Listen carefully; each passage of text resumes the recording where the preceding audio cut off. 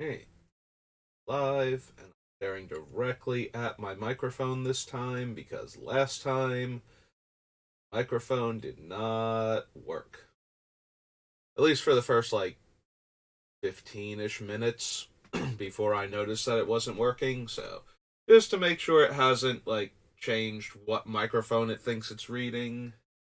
I'm pretty sure it's because I did a stream playing Final Fantasy VII Remake, and there's theoretically a microphone in the controller that I'm using, so I think it tried to default to that one for some stupid reason.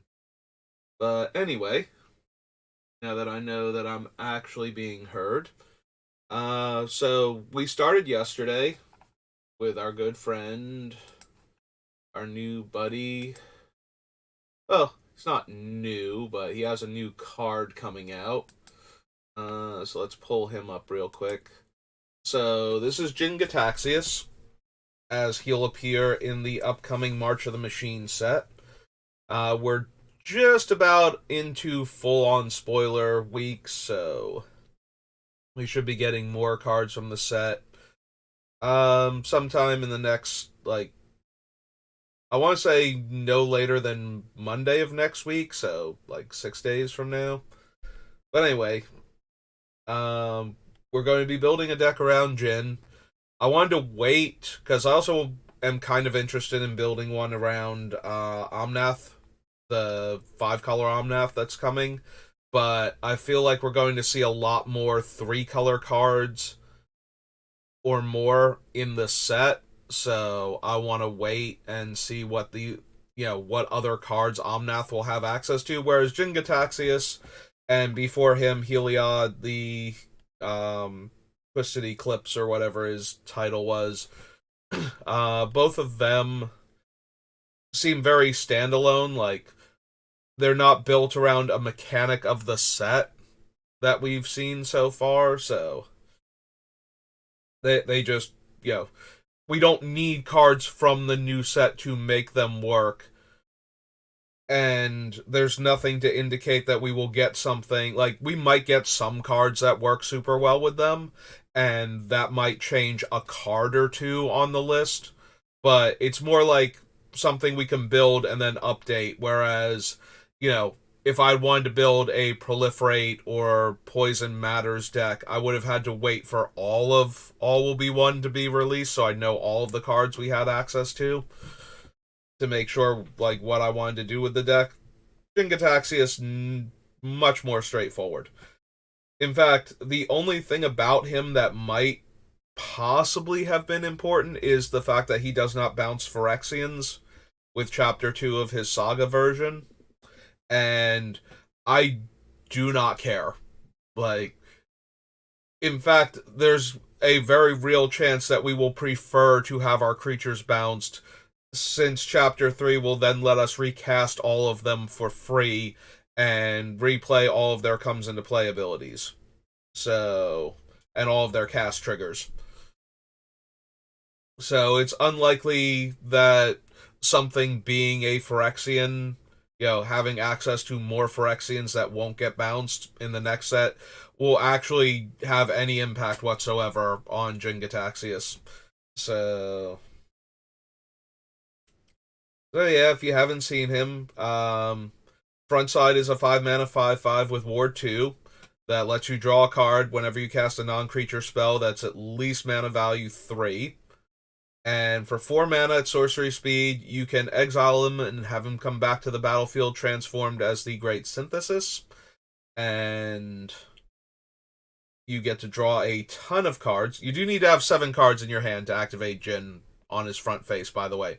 So, unless you cast spells in response to the trigger from Great Synthesis Chapter 1, you will draw at least 7 cards immediately and have no maximum hand size until he transforms back.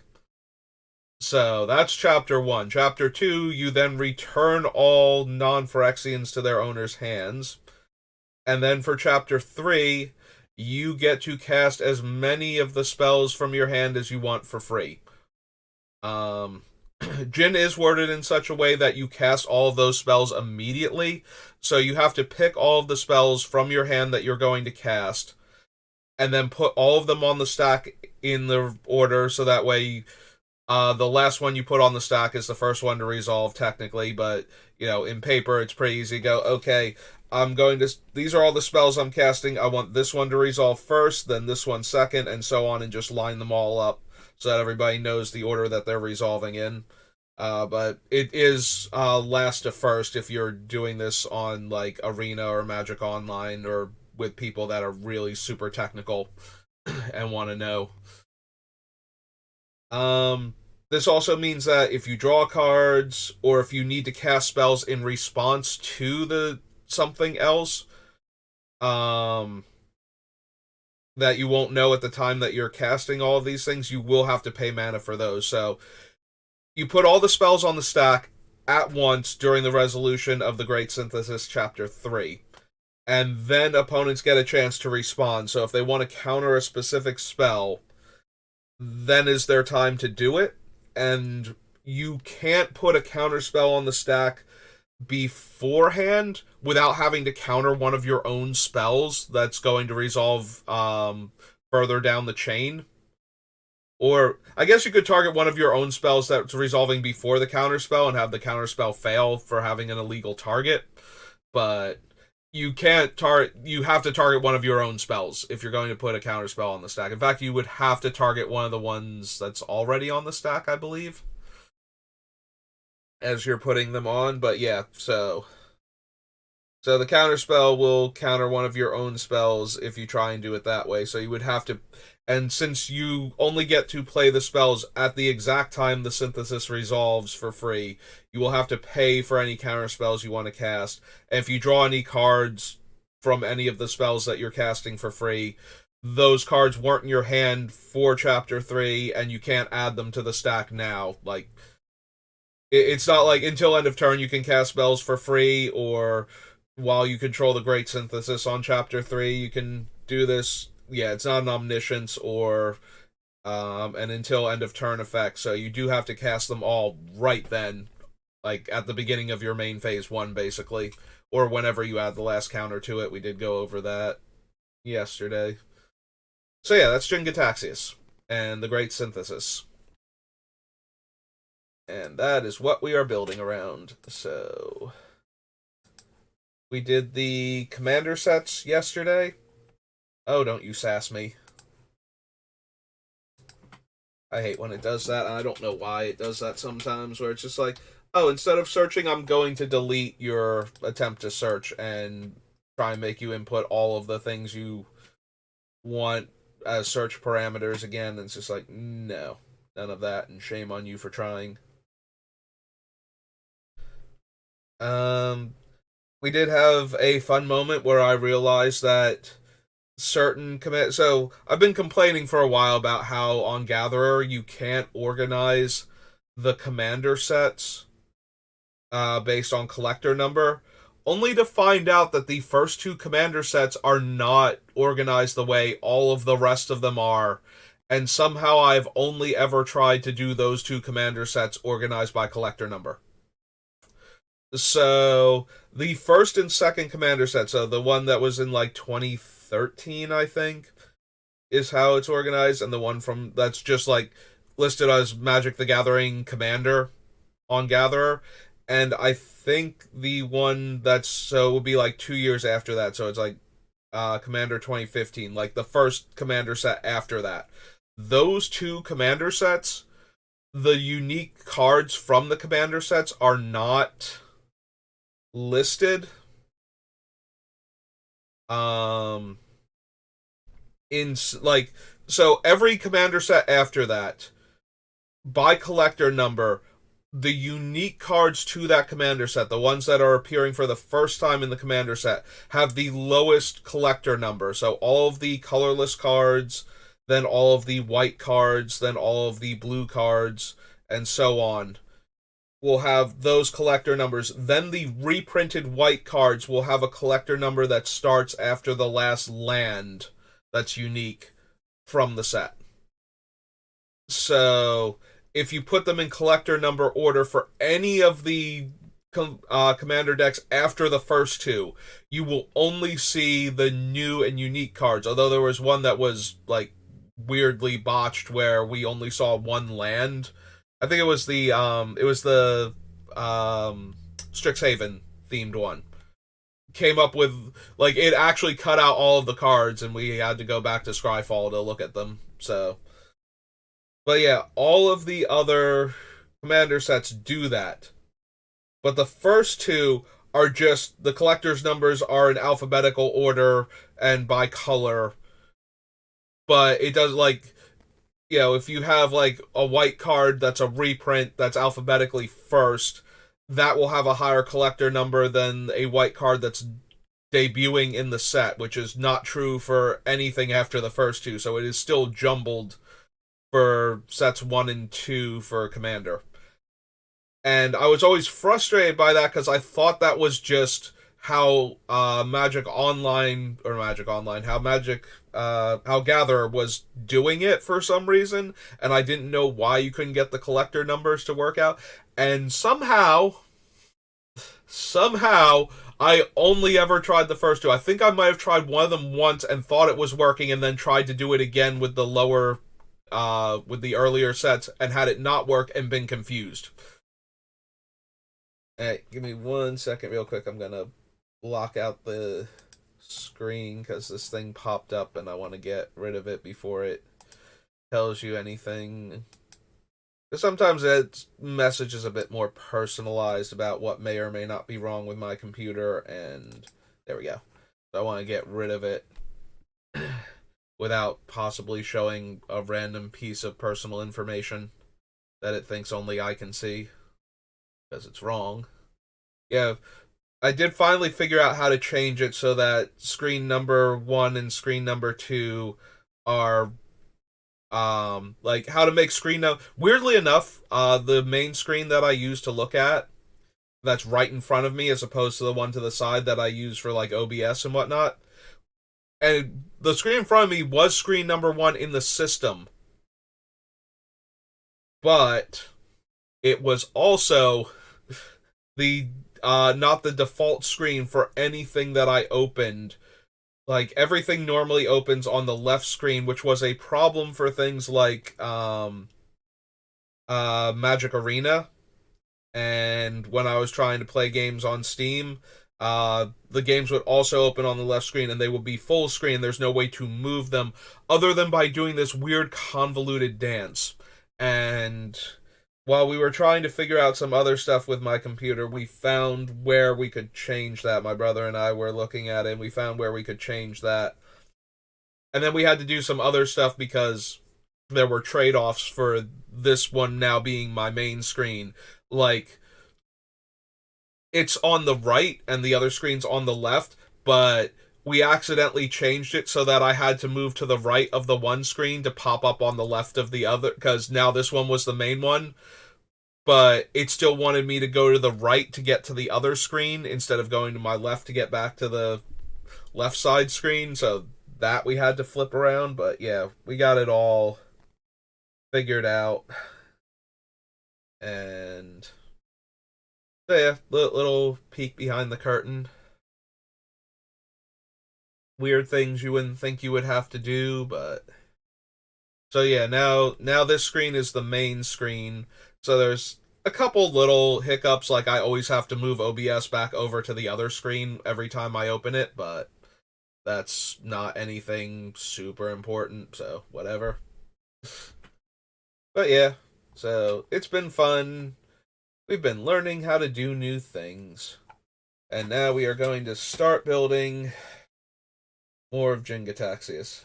How far are we into this? Oh, only like 15 minutes. Cool. I only spent 15 minutes rambling this time. Which means that nobody who clicks on these videos on YouTube even knows what I was doing here, like which cards I'm going to pick, based on the amount of time it looks like that people watch for.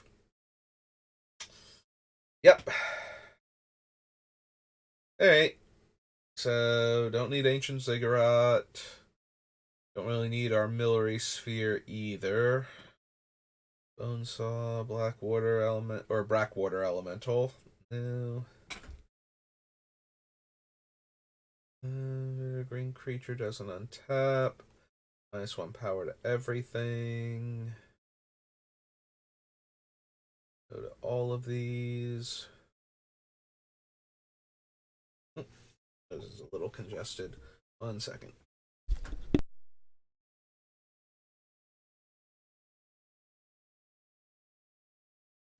Okay. I'm looking at Inkwell Leviathan now. So, Inkwell is very difficult to deal with if you don't have a Wrath effect to kill it. It does die to basically all of the Wraths. I think anyone that doesn't have a weird targeting thing involved in it, like, mostly I'm concerned that it dies to, like, Bonfire of the Damned and for a high enough X value, and more importantly, Blasphemous Act. So yeah, it's not even out of range of the traditional Red Wraths either. I guess 11 toughness with Bonfire is still 12 mana, so it's more that it's not out of range of Blasphemous Act. Just like the go-to Red Wrath in Commander. That being said, is still a 7-powered Trample Shroud. I think we can do better. Like, we're going to have the Eldrazi Titans for the most part in the deck. We're going to be able to ignore their casting costs. Oh. Return an artifact you control to owner's hand, then you may put an artifact from your hand onto the battlefield. Probably not. We will take Reliquary Tower, though. Like, Jin, more than anything, needs his no maximum hand size, because we'll probably, like, yes, the Great Synthesis does give us that on Chapter 1, but we only have that on Chapter 1. The rest of the time, or while he's on the synthesis side, rather, we have it the entire time he's on the synthesis side. But we don't have it when he's on the Jin-Gitaxias side, so. Oops.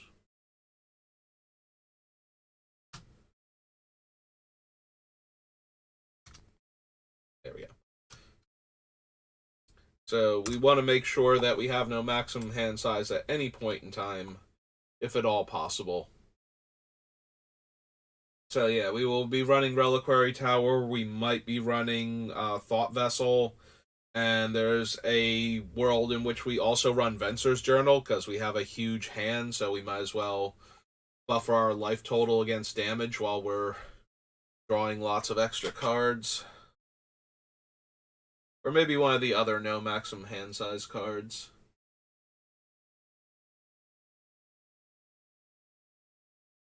Do we want Traumatic Visions at all? Yeah, Jin's going to be very mana hungry when we're not using Chapter 3. He's already a 5-drop that costs 4 to flip, and we want to be casting lots of spells because we want to be drawing lots of cards. So we don't want those cards going to waste by not casting them. So maybe we want other cards that get us more mana. Dramatic, not traumatic. Especially ones that have other utility to them. I could see us cutting Traumatic Visions, but I can also see us running it just to get more card draw into the deck. Or more card draw. More mana. Getting more mana out of the deck. I know what I mean. I promise. Not that bad yet.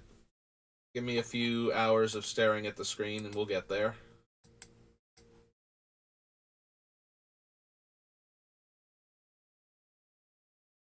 Hey. Let's see. Mail Couriers want Monarchy cards. Go to Creature, no.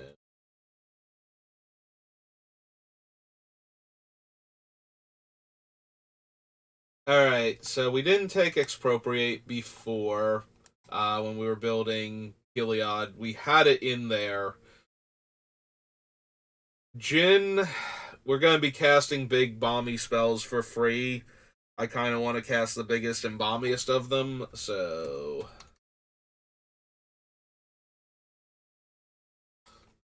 I'm at least going to consider Expropriate.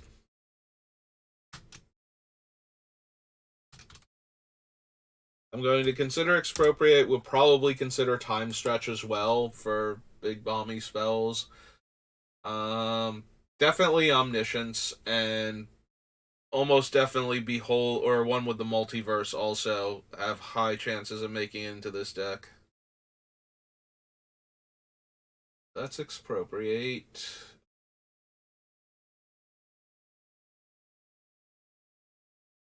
Really need to goad an opponent's creature and become the Monarch. If you're the Monarch, creatures you control can't be blocked this turn.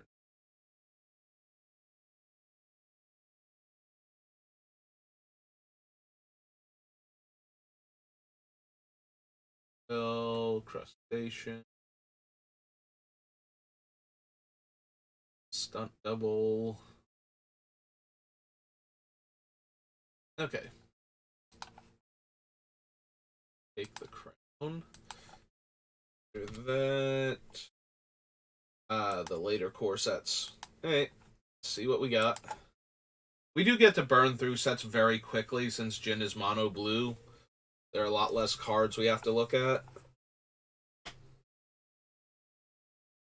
On the target spell ability opponent controls, counter that spell unless they pay 1, and creature tokens get -1 power.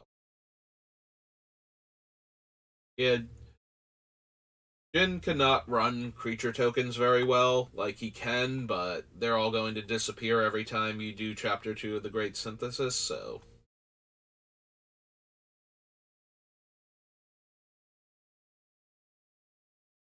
Target spell sacrifice it, can't be set by spirits, no.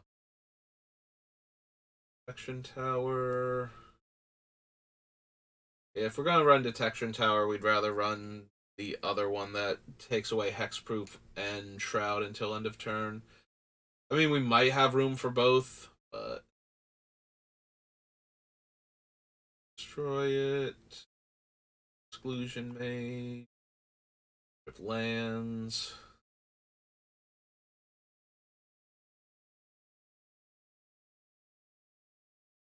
Blue. And creature, choose a creature, enchant creature is a copy of the chosen creature. Meteor Golem. I always forget that this debuted in M19. I always think it's earlier than that, like M15 or Origins or something.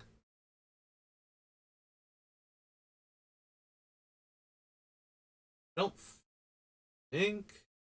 Then again, blue does not have a lot of ways to straight up destroy most permanent types.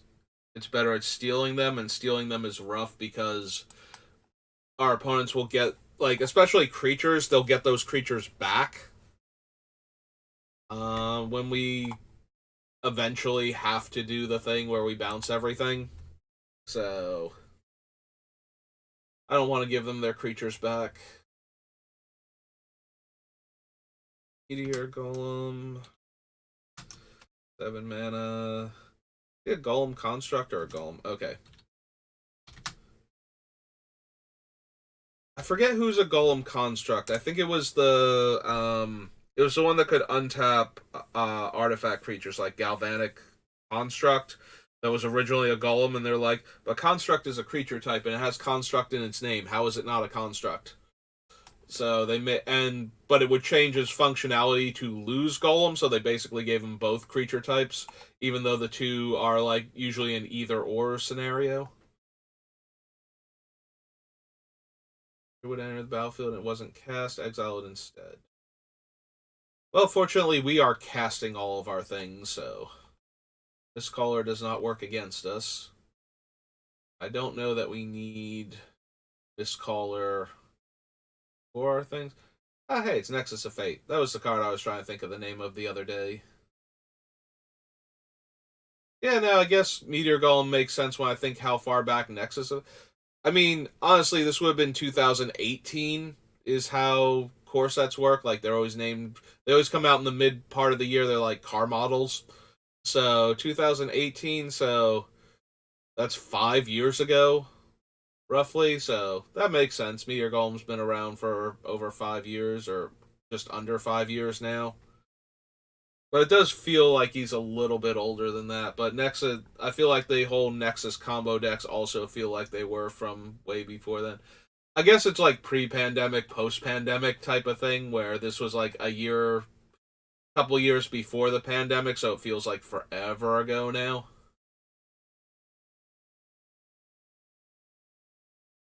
That being said, I don't think we need Nexus at all. So, target opponent mills 3, then you draw a card for each land.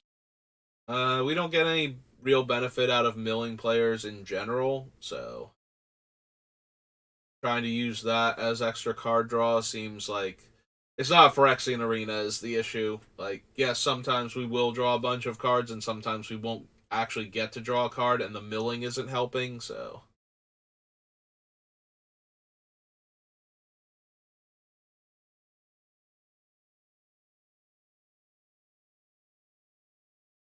so Snapping Drake, Phantom, Surge Mare.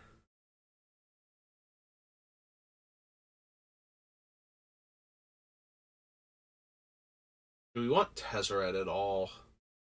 Makes Thopter tokens. More importantly, he lets us draw 2 cards extra every turn if we have 3 or more artifacts, which getting Metalcraft shouldn't be an issue if we're using all the mana rocks I'm planning on to accelerate the deck. So, do we actually want Tezzeret just to draw extra cards and distract players? Yeah, we could probably do better. Yeah, if he draws 2 cards and then gets immediately attacked to death, then really not worth it. And yeah, 7 mana, 3/7, and we have to have more flying creatures to draw the cards. I mean, it does get the benefit of if we have other flyers, they get to attack immediately after casting them and draw cards, but still feels underpowered for 7 mana compared to what we could be doing. Draw more cards. In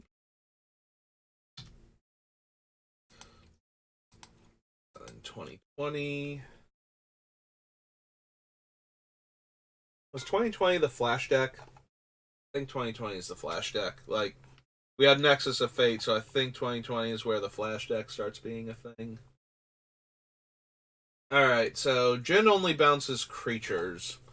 So stealing opponent's creatures is bad for the most part, but stealing opponent's non-creature cards with Agent of Treachery and then bouncing the Agent of Treachery back to our hand and getting to replay him for free the following turn, like that could work out. Alright, I'm down to try it. Here, Agent of Treachery. Uh, Treachery. 5 blue blue. Human Rogue, I think. Yeah. Human Rogue.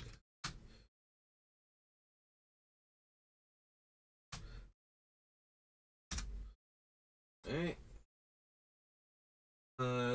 Draw 2 cards and discard a card. Whenever it deals damage to an opponent, you may reveal your hand. If cards with at least 6 different mana values are revealed this way, that player loses the game.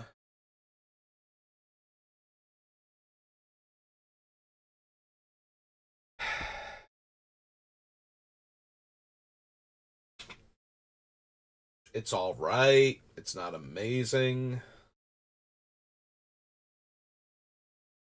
Yeah, I'm sorry, Tempsus. I don't think so.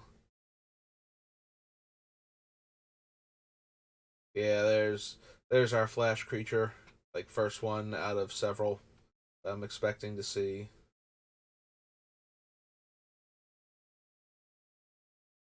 Flash, cast during opponent's turn, you get a 1/1 counter on this. Yeah, probably not. Enters the battlefield, draw 3 cards, put 2 back.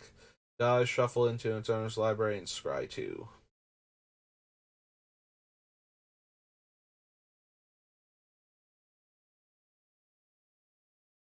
How many cantrip creatures do we want?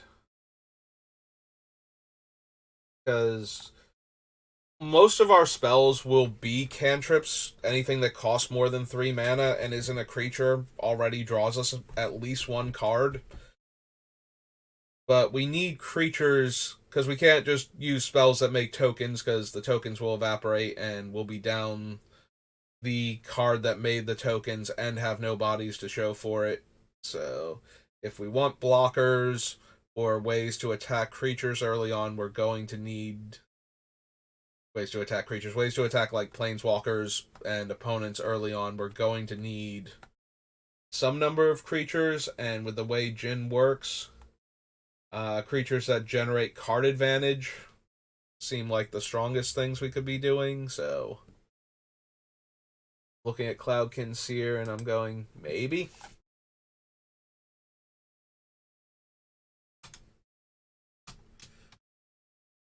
Doing a blue.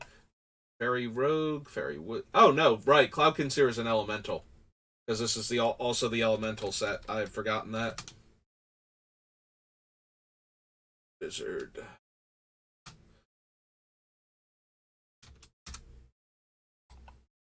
Right, this was the elemental set. So a lot of the cool blue things are elementals, not fairies. I say as we get to Fairy Miscreant. Return all non-land permanents to the owner's hand. If you return 4 or more non-token permanents you control this way, you may put a permanent card from your hand onto the battlefield. Nope. No to Frostlinks.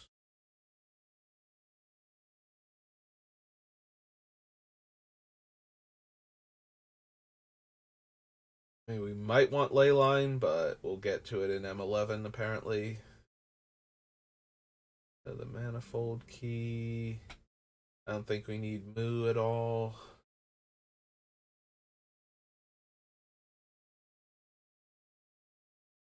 So the Octo Prophet.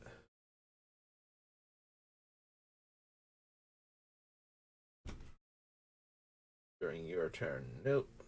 Weaponsmith. No, Riddle Master, Sage Row Denizen, Scholar. As good as it would be,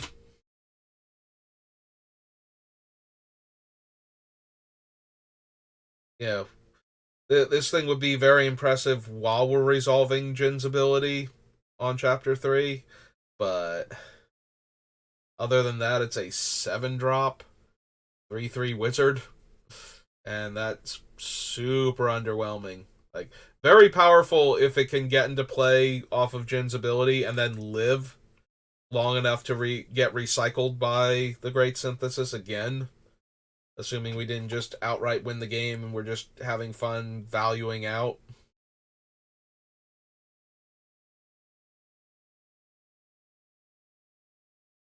Eh.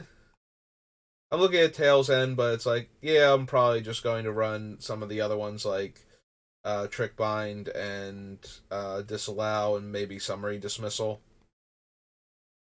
So, the Winged Words is a sorcery. If we have enough flyers, though, so this is one of those things that newer players always have a little bit of trouble with. So, um, mana value or CMC on the older cards, converted mana cost, does not change regardless of what you actually pay for the spell. So, even if we have a flyer in play and we cast this, we still cast a 3 mana value spell, so Jin will still trigger and we'll draw the card, the extra card, even though we only paid 2 mana for it. So I don't know that I want to bother with Winged Words though. Like, it's a divination with a minor discount.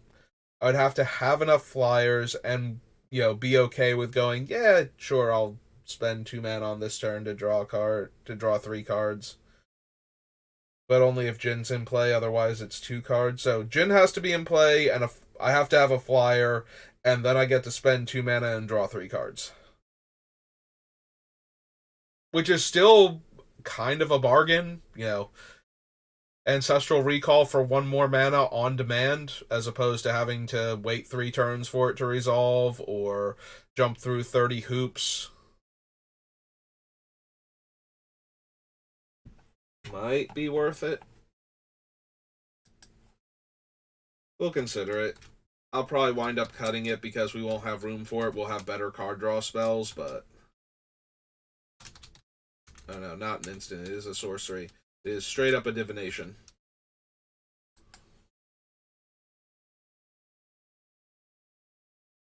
Wave Crasher and Noda Zephyr Charge. Alright, back we go. On to Core Set 2021.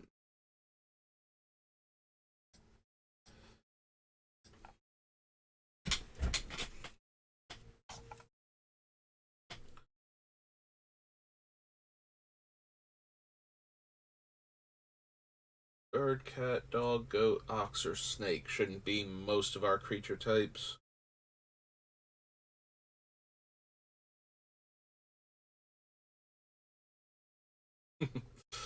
Oh, Baron.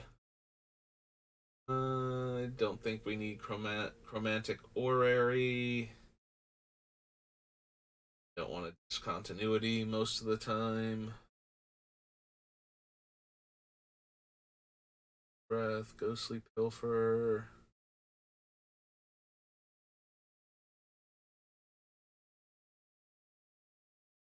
Probably not.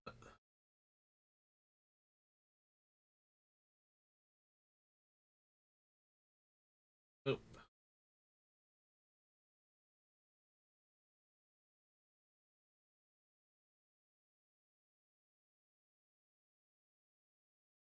Mazemind Tome is relatively cheap to cast and draw the cards, but you only get to draw a few of them before it goes away. Then it's gone forever.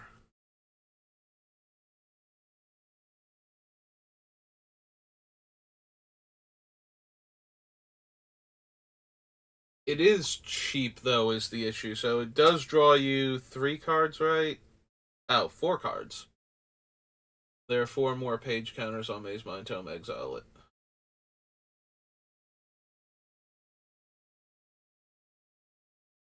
Maybe?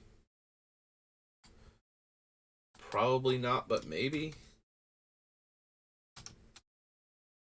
I can see Mazemind Tome maybe making the deck. I can also see something like Reckoner Bankbuster. Just because they are like the cheap activation to draw the cards. I forget if Bankbuster cost 4 initially or not, like to cast, or if it was cheaper than that, and I'm thinking of the crew cost for it. Oh well. When we get to Kamigawa, Neon Dynasty, we'll know. Dude Whale, Reign of Revelations,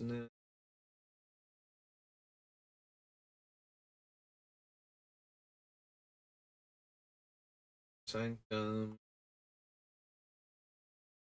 Those cards in your hand, the rest on the bottom of your library in any order. The spell was cast from anywhere other than your hand. Put those cards into your hand instead. Probably not.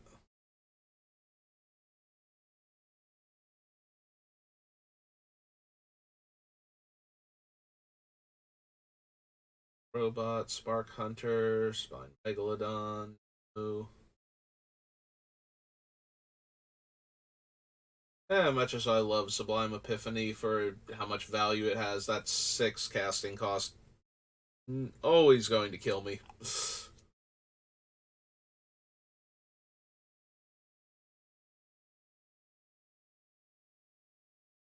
Another thing worth noting for how Jin's ability works, so if I were to say put Sublime Epiphany on the stack off of the Great Synthesis Chapter 3, um, I cannot target any of my creatures that are going to, like, you have to choose targets when you put it on the stack. So even though you're putting all of these spells on the stack at once, but then in an order so that way you know how they're going to resolve, you still need to have the targets for it ahead of time. This is the same reason why you can't put a counter spell into the pile and then choose your opponent's spell that they're going to cast or anything. You need to have the creature already in play if you want to make the token copy of it. So you can't choose any of the creatures that you're about to put into play because you're casting them off of the Great Synthesis Chapter 3. So yeah, that so basically I can choose to counter one of my own spells, um counter the Great Synthesis ability, I believe, is still on the stack at this point. So, because it hasn't fully resolved yet, so it will resolve by the time we're getting to this point, so that will be an illegal target, but I think you can actually target the Great Synthesis Chapter 3 triggered ability. You can bounce one of the opponent's non-lands back to their hand. I guess you can target your own if you have one. But if you don't have a creature in play, you can't make a token copy of it, and then you can draw a card. So yeah, Sublime Epiphany, not exactly doing great work with the Great Synthesis, so... Alright, this, however, might be a Teferi's Ageless Insight deck. This might even be the Shadowmoor one, Knowledge Reflection, Mind's Reflection. They're all something reflection. I'm blanking on the exact name of it, though. But yeah, this is probably going to be a reasonable Ageless Insight deck, so...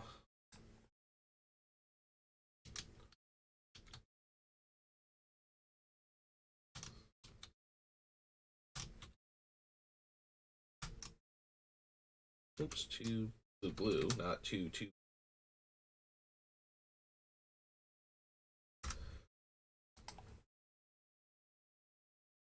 Protege, no. Tutelage, no. Wavecaster, no.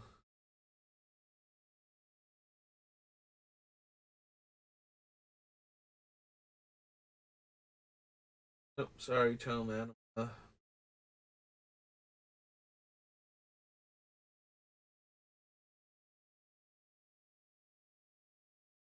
Baker of Waves. And sorry, Witchcoin Crab. Alright, so that was the core sets. Well, those ones anyway. On to Dark Ascension. And then Dark Steel. But not the Dark. Not for a while anyway. If its power is less than or equal to the number of creatures you control. Yeah, that's not good. You will not be awash with creatures at all. Cast an instant or sorcery, each other player may copy that spell, may choose new targets for the copy they control. Nope.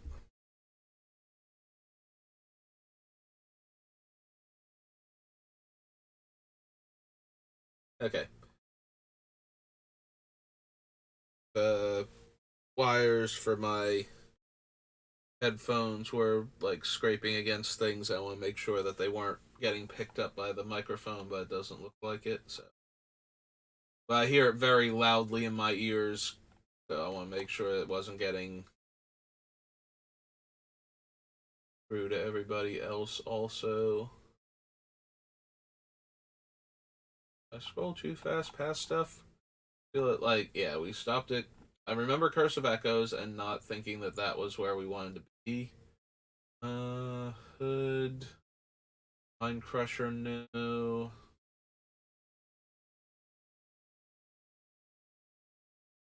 Okay. Yeah, I kind of scrolled through them too fast, but there does not anything, so I wouldn't have missed out. Dying. Light Flashback. Cast a spell from your graveyard, draw a card. I don't know how much flashback and pseudo flashback we're going to be running, so I don't think Secrets of the Dead is a card we want. if it winds up that we are running a lot more flashback than I thought, then Secrets of the Dead being a 3-drop non creature spell that draws us a card when we cast certain spells would actually be pretty decent to run. So that was Dark Ascension. Onward to Dark Steel.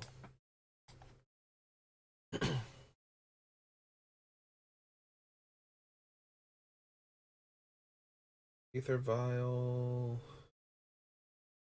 These things. No to all of the Arcbound creatures. Or Arcbound creatures. It's like Ravager and maybe Worker, and the rest of them are just super meh. I mean, Ravager kind of makes up for that by being insane, but all of the other ones, not so much. No.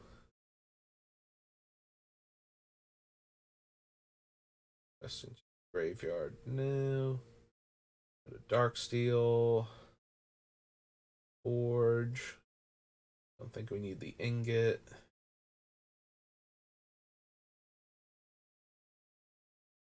Heart Seeker. Everguard Observer. Don't think this deck needs Last Word. I think we'll have enough other counter spells.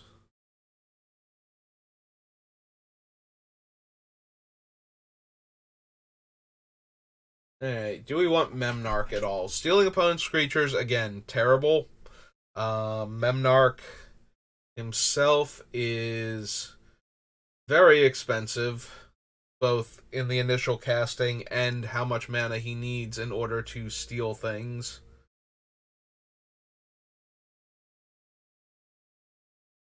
He does have the benefit of his abilities being at instant speed, so we're less vulnerable to players who are hoping for us to tap out.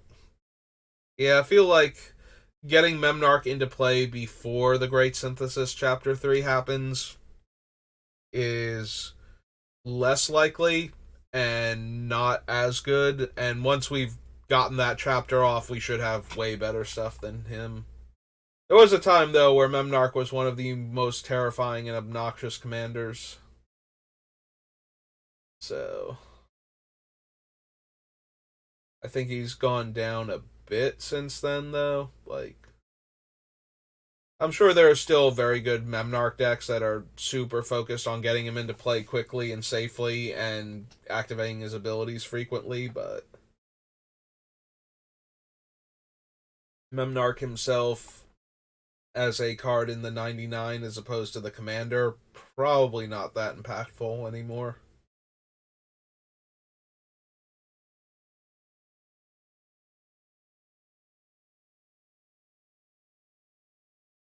No, no, can't run. So all of the swords are cantrips innately, because they're all 3-drops with Jin. I don't think we need any of them, though.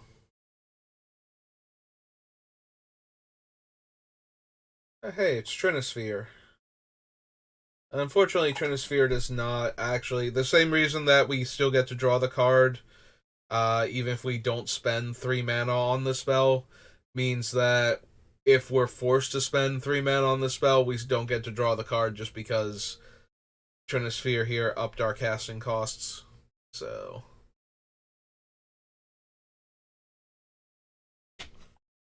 yeah, I don't think we need the Trinisphere for anything. Like, yes, this Jin is going to be like on the higher end of the decks I normally build, but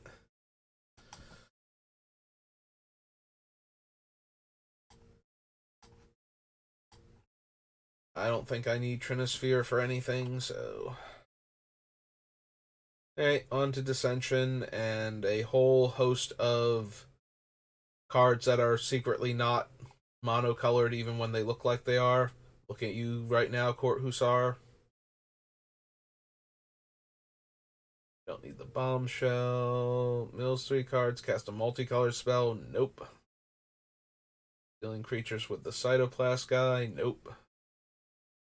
Stealing creatures with a sorcery. Nope. Artifact that secretly costs green mana to activate. Yeah, sorry, Evolution Vat.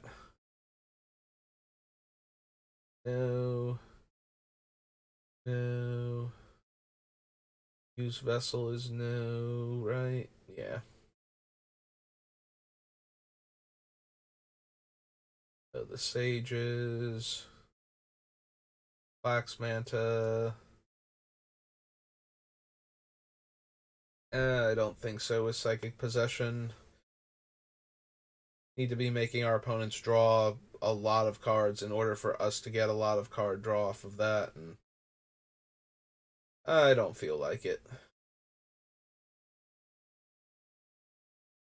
No, the Tide Spout. Tide Spout is a little bit tempting. Like, if we can get it into play right before, like, we bounce everything and then we cast Tide Spout Tyrant and it doesn't die, and we get to resolve Chapter 3 on the Great Synthesis, we get to bounce basically our opponent's entire remaining board if we want to. But that's asking an awful lot to resolve into 8 drop and have it not have anything bad happen to it, and nothing bad happens to the Great Synthesis until our next turn when the last chapter goes off. Seems highly unlikely. Like, I think the best case scenario for that would be to have something like Inexorable Tide in play and cast. Well, we have to cast another spell after the Tyrant, though. I guess we could cast the Tyrant while it's on Chapter 1, and the cast trigger would get the second counter onto the Great Synthesis and bounce all of the other creatures back, and then the Tide Spout would resolve, and then we proliferate one more time by casting a spell, and then we get to cast all of the spells in our hand and bounce every land our opponents have, and now they have no creatures and no lands, and we probably win the game. But that seems very convoluted and like what isn't going to be happening more than half the time. So with Tidespout Tyrant, like, even if we draw him, that seems highly unlikely to just work out that way. And I'm pretty sure the fail case is that he's an 8 mana creature that just dies to anything, and then we're sad. Or that Jin, like, Great Synthesis gets killed, and then we get around to our turn and we have a Tidespout Tyrant, but we have, like, we can cast 1 or 2 spells because all of our things are going to be big and expensive and clunky. So, probably not then. Well. On to Dominaria.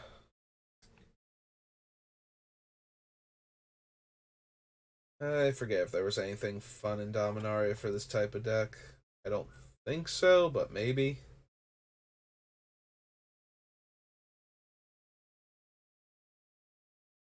Yeah, that's going to be a thing. So,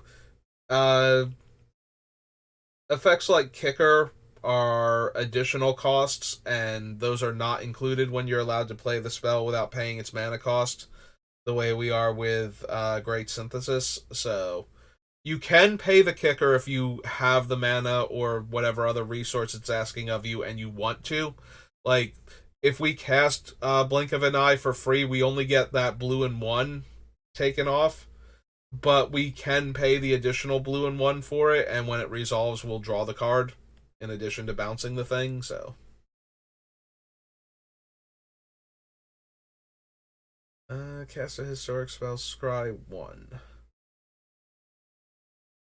Yeah, another fun fact, we are not casting Great Synthesis at any point in time. It is not a modal double face card, so it is only Jin's activation.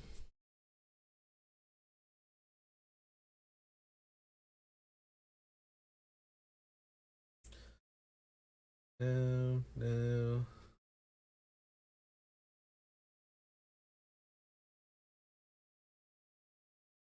Yeah, we probably don't want Dampening Sphere. Additional costs like Dampening Sphere also get tacked on.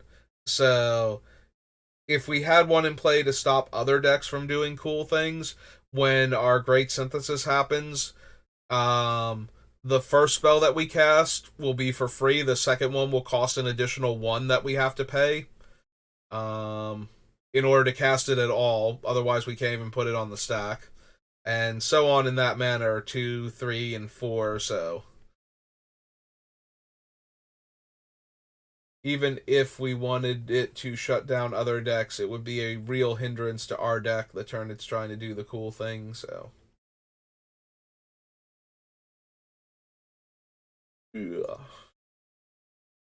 yeah, probably don't need Helm.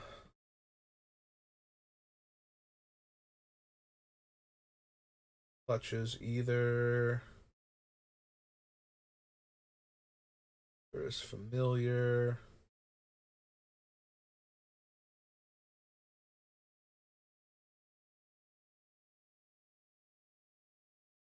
Yeah, we don't need Temporal Sundering. Do we need Karn himself? Probably not. Memorial to Folly. Alright, so Memorial to Genius is the only one we can run. And we probably don't need that. Pay one if you do create a token that's a copy of Self-Replicator. If a wizard entering the battlefield on your control causes a triggered ability of a permanent you control to trigger, the ability triggers an additional time. Enters the battlefield, copy target instant or sorcery you control. You may choose new targets for the copy. And buffs other wizards. Don't think we need either of them. Despite the fact that we will probably have a fair number of wizards in the deck. Let's just look at the top card, cast instants and sorceries off of the top, and pay 3 to exile the top card of our deck. So no. Yeah, we won't be able to cast anything for free, even if we have permission to cast the top of our deck. I believe. Actually, let's double check, Jin. You may cast any number of spells from your hand specifically. Okay.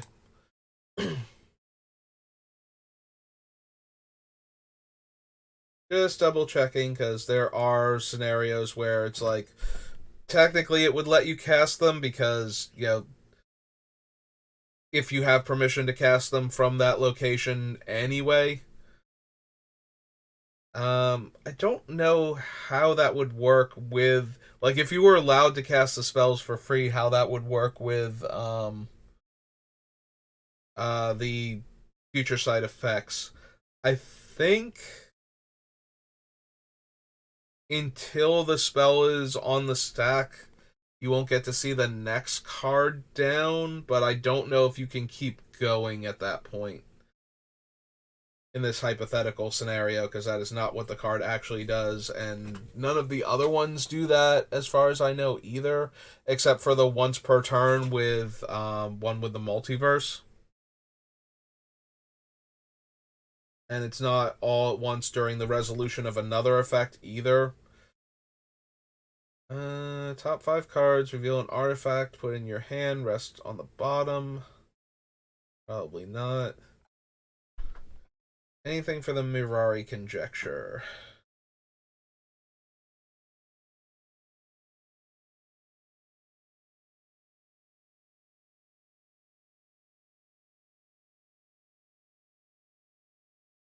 Eh, probably not. Also, it's okay, but lots of things are okay. We want something that's actively good. Don't need Traxos for anything. Arcanist. Counter target spell. Cost 1 less to cast if I control a wizard. The Heed. And don't need the Zalfrin Void. Okay.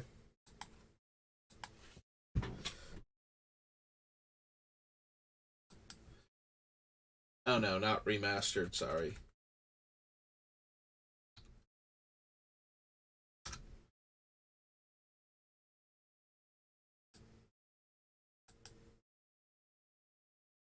Still works.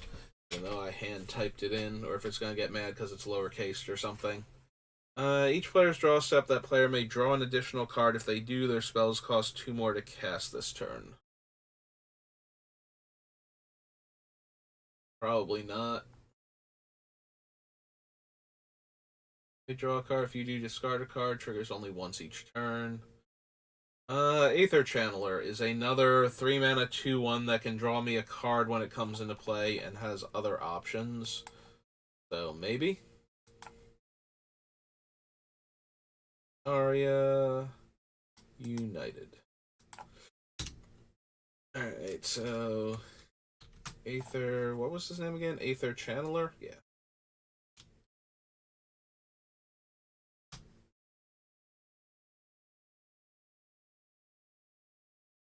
Tuna Blue, Human Wizard. 2/1.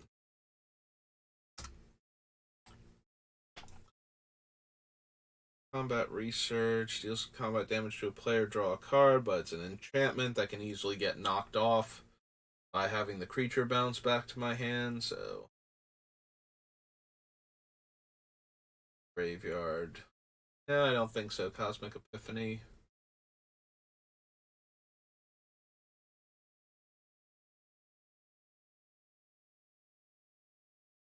Hey, whenever you cast a blue permanent spell, draw a card. So, interestingly, with the Defiler, um, obviously you get to draw cards when you cast creatures from it because they're permanents. If I cast a blue non-creature permanent spell, I would get to draw 2 cards, one for the Defiler and one for Jin. So that makes me wonder how many non um, creature permanent spells I'm gonna want to run that are blue. I guess we can add the Defiler for right now and then see what the count looks like. This is Defiler of Dreams.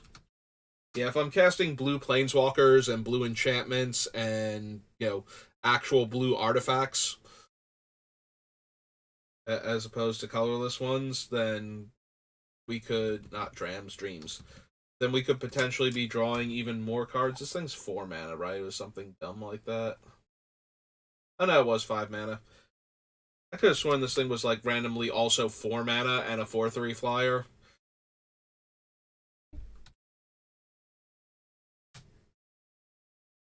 Phyrexian Sphinx.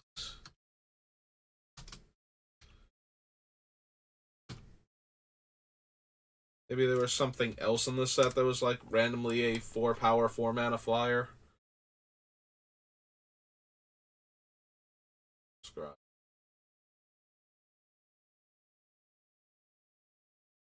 The Scorn. Cast instant or sorcery, mana value 1 or 2 from your hand without paying its mana cost.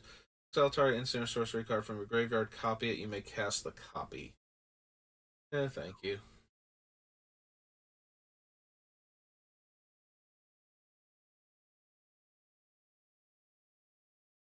I'm expecting to have a lot of instants and sorceries. I don't know that we'll have room for a haughty Jin, but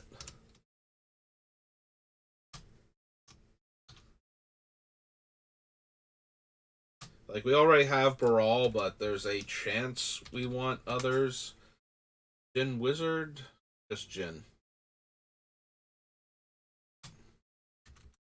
Dijon, Jin. Star 4.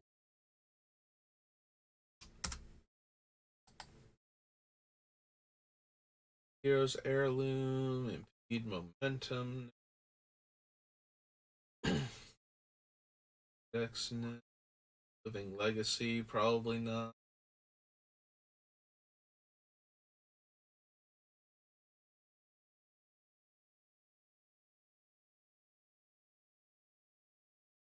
Yeah, I don't think we need the Silex for anything. Micromancer. Espionage. Attack the Negotiators or Rona's Vortex.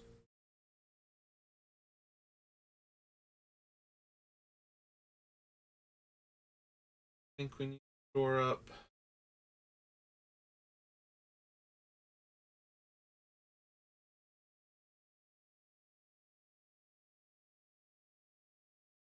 Scott.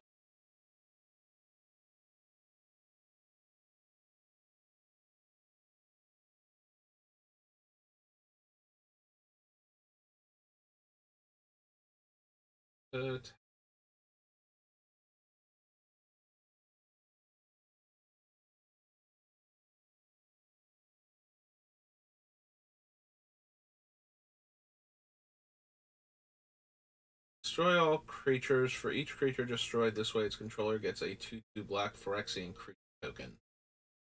Yeah, I don't think so. So, our opponent's creatures would become Phyrexian tokens, so the tokens wouldn't get bounced. Our creatures get destroyed, and we get 2/2s to replace them. Yeah, neither of those sounds particularly good. Don't think. Duplimancy. Merfolk deck.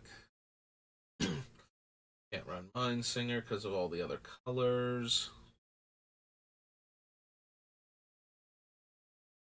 I don't need Tide Turn Ramp.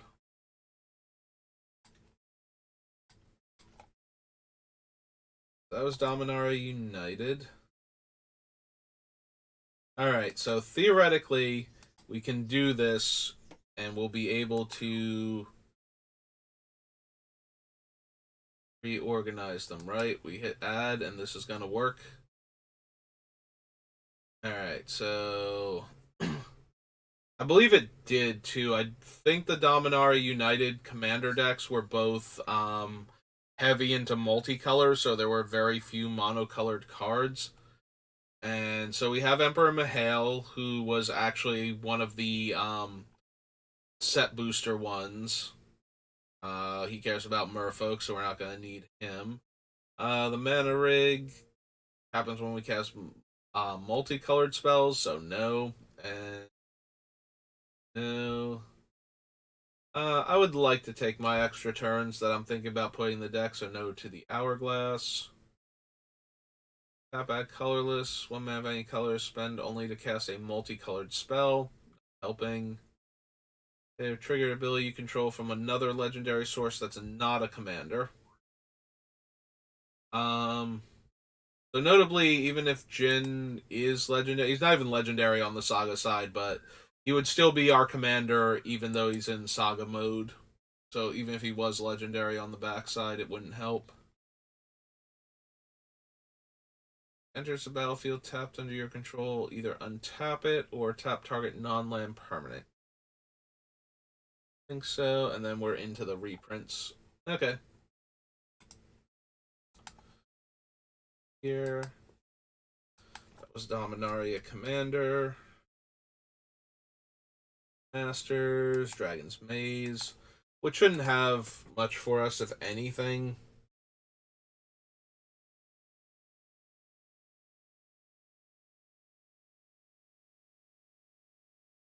As hard to kill as Aetherling is, it's kind of whatever in this deck. We have a whole bunch of artifacts that tap for multiple colors, and a bunch of fused cards that have other colors on their other half that affect multicolored creatures. We do get this cool hidden strings, though.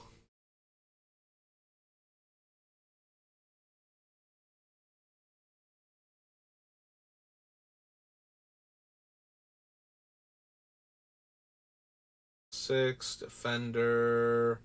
Won't have any gates in play. Let alone two of them.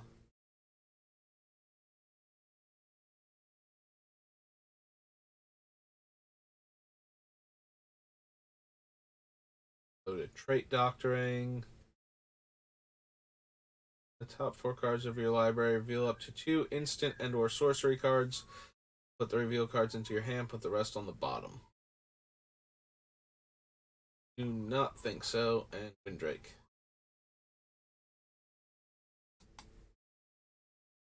Okay, so that's Dragon's Maze. Dragons of Tarkir is next.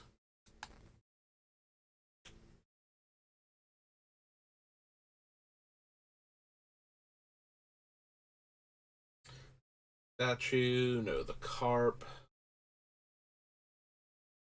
Participate. Blessed Reincarnation is terrible. Target player controls, create a token that's a copy of it. Yeah, that's bad on multiple levels. We'll probably bounced all of their creatures recently, so nobody's going to have a ton of cool stuff, and then we're making tokens that will disappear if we ever flip Jin again, so double terrible. Target creature becomes a blue dragon illusion as a 4/4 with flying.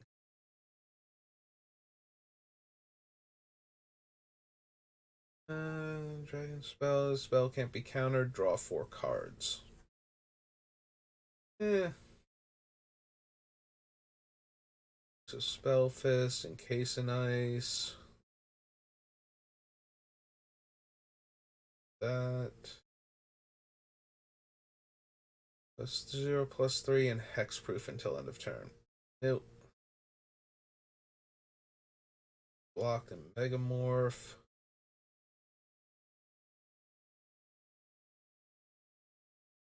Your hand and the rest into graveyard. Nope.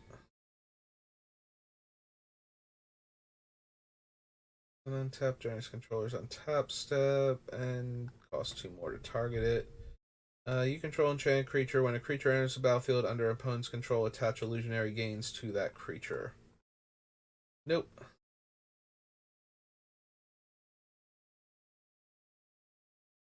think we need to learn from the past. Or master, no. Station.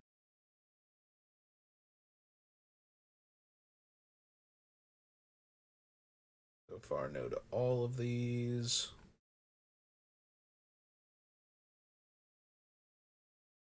Return to their owner's hand all creatures opponents control with toughness less than the exploited creature's toughness. Nope.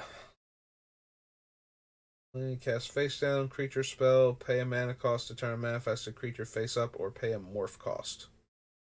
Becomes a 0/2. Turn to the battlefield face down.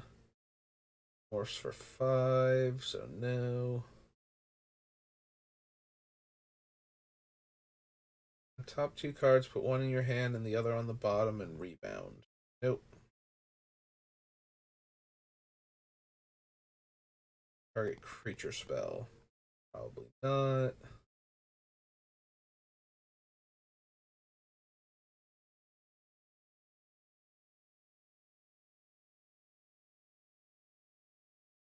Cast answer. Target instant or sorcery spell. No.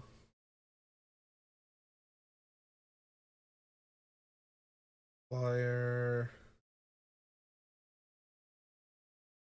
No. No. And no. Okay. Dragons.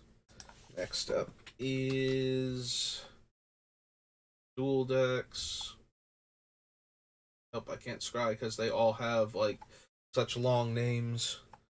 8th edition, Eldritch Moon.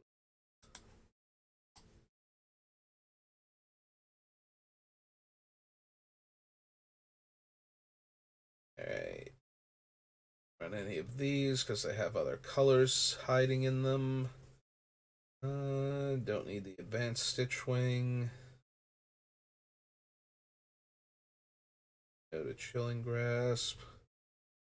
Reveal an Eldrazi you own from outside the game, or choose a face-up Eldrazi card you own in exile. Put that card in your hand. No. Surveil 5. No. There's the battlefield tap. One mana of any color. Each player loses a life.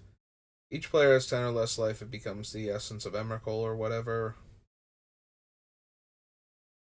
There are 3 or more instant and or sorcery cards in your graveyard. Transform Curious Homunculus. What does the Voracious Reader do again?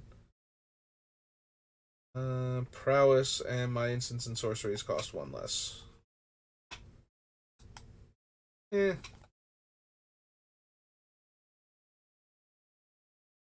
Let's see, target creatures you control. Return those cards to the battlefield under their owner's control.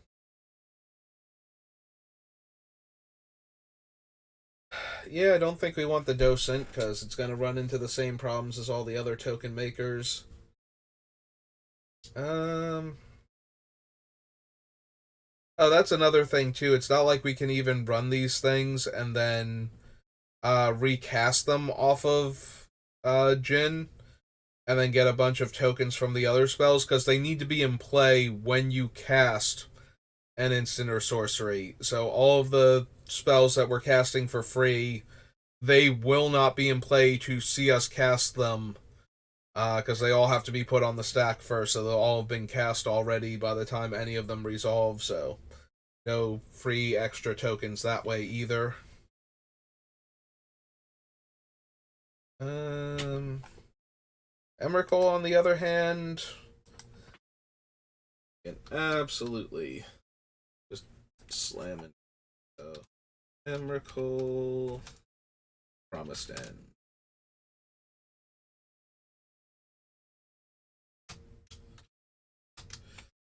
13 mana, Eldrazi, 13/15.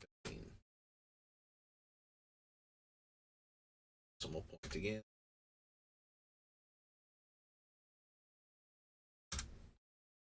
So there's Emmy. Enlightened Maniac. No. Red Wolf, Eternal Scourge. Cultist dies, draw a card. No.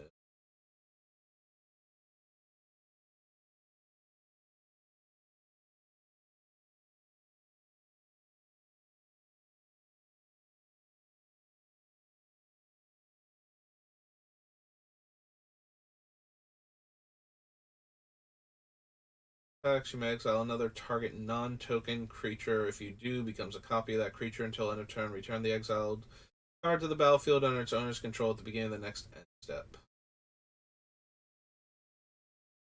Imprisoned in the Moon.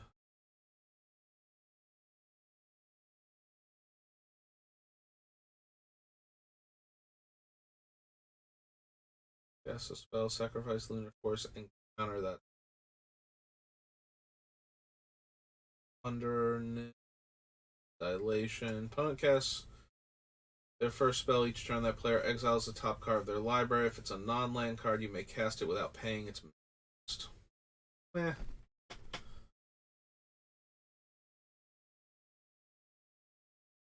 Draw 3 cards.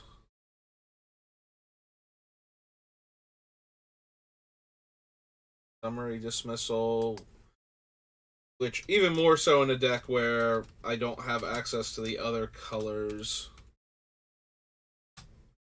is likely to wind up in the deck.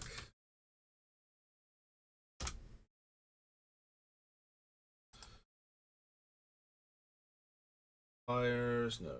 Rarian, Turn Aside, Substantiate.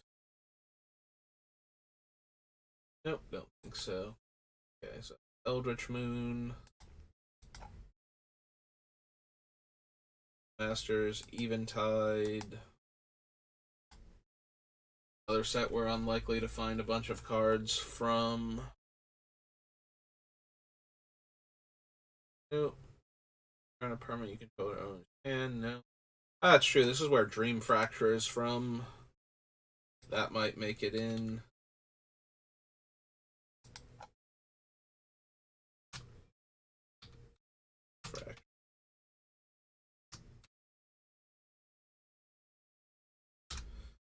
One of my all-time favorite pet cards from when I almost qualified to go to Pro Tour Berlin. Closest I've ever come to qualifying for the Pro Tour anyway. I wound up losing. I wound up having a draw and 2 losses in like 3 matches at the end after going undefeated for the previous however many rounds it was. Like I was I was having a very good day up until the very end of the tournament, and I needed to win at least one of those to make the top eight. Like, I think I needed like a win and a draw or something, and I could not. Yeah, I might not have even gotten the draw. I might have actually like lost the next 2 or 3 rounds, like whatever the end of the tournament was. But I was undefeated going into it. It's been so long, I can barely remember the actual numbers. Um, but one of the things that my deck had in it that was allowing me to win games was Dream Fracture, because there was a lot of 5 color control going on and a lot of people leaning really heavily on Cryptic Command. So being able to have a there was also a lot of comes into play tap lands. It was 5 color control was very much one of the things that I kept playing with and against. I was playing a 5 color deck or a 4 color deck, something along those lines, with a lot of the comes into play tap lands. I'm blanking on their name. They all have the same word in the name, and they have 2 counters on them. Um, and you can tap them for a mana of a specific color, or tap and remove a counter for mana of any color, and then you would run Reflecting Pool, and then it would tap for mana of any color, and that was basically the whole deck. And like you could run like Cloud Thresher and Cryptic Command in the same deck and be fine.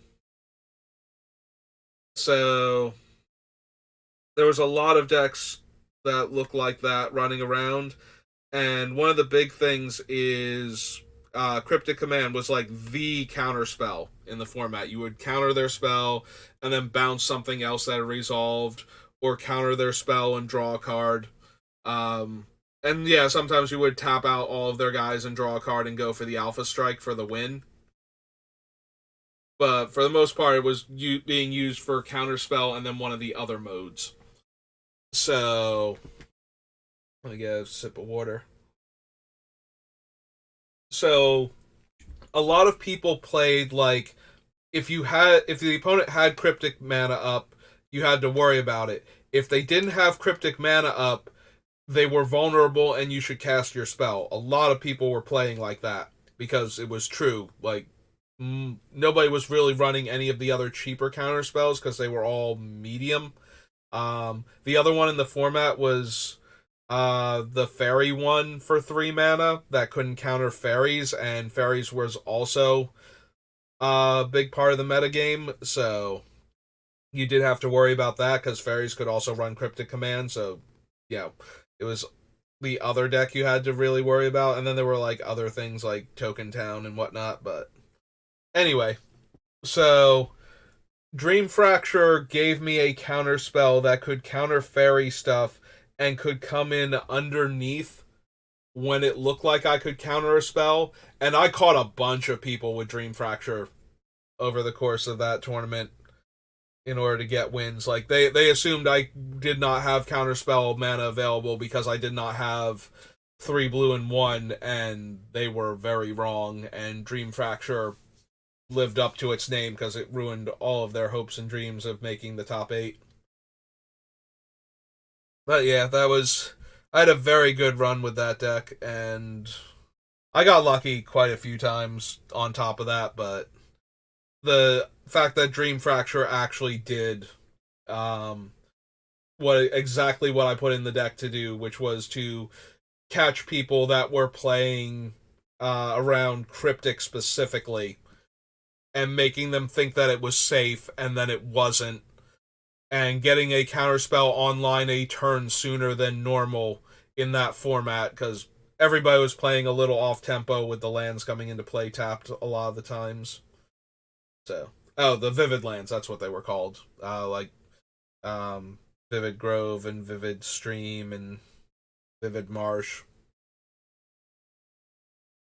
So yeah, Dream Fracture, personal favorite card of mine. There's Glenalendra Archmage, which almost universally goes into, especially mono blue.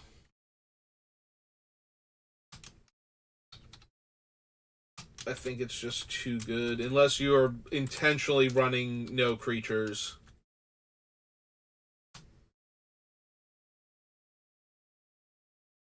I think you run Glenelendra Archmage in your blue decks.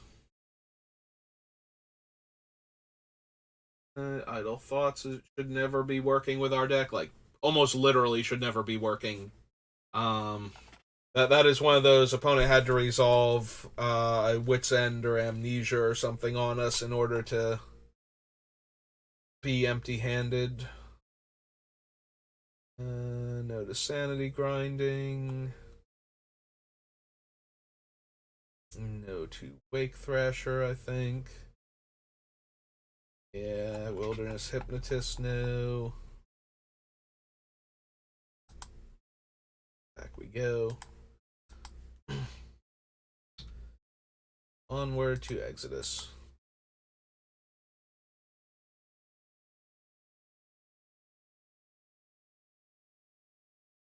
Yeah, it's okay. You can. I said onward to Exodus. You can go. I have to wait for me to click again.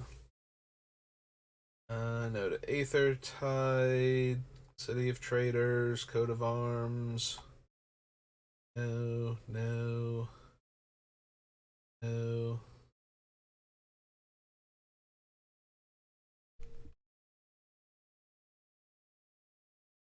No, I suppose not for Equilibrium. Um, I could not remember if it was comes into play or cast for Equilibrium when we were looking at for Heliod, but I was like, if it was comes into play, there's a very real chance I would put Equilibrium in this deck instead. Because there's some interesting shenanigans you could do at that point, but we do need it to be comes into play, not cast. And since it's cast, it won't work the way I want it to. What I was thinking of doing is using either Strionic Resonator or Lithoform Engine to copy Chapter 3. And then what we would do is we would cast all of them first, have them come into play, trigger the Equilibrium if it worked that way, and pay the mana to bounce them. And then on the second synthesis trigger, the original one, recast all of them again. So doing that with things like Emrakul, Ulamog, Cityscape Crusher, you know, absolutely ruin all of the other players, but this is a cast trigger, so that does not work.